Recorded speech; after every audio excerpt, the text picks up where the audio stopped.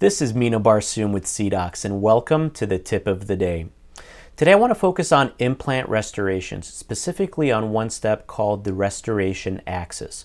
Now, what the restoration axis allows us to do is, if in a case like what you see here, let's say the implant is positioned in a little less than ideal positioning, we can correct for that angulation by moving the restoration axis. So essentially the long axis of the abutment where the cement retained crown will seat.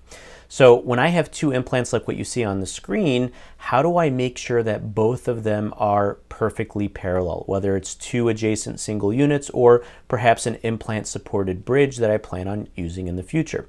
So rather than try to adjust it for each of them, I'll use the control button to control and click on both of the implants to link them together.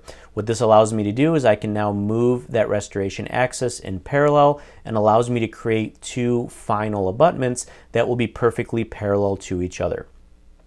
So this will make seating the final crowns, or if you were doing a bridge, seating the final bridge nice and smooth without any binding or areas that would require undercuts and over milling. So hope this was a helpful tip for you. Again, use that control button. You want to make sure you link them together. Then you can adjust the restoration axis. So we hope you enjoyed today's tip. We look forward to seeing you again soon in future videos. Take care.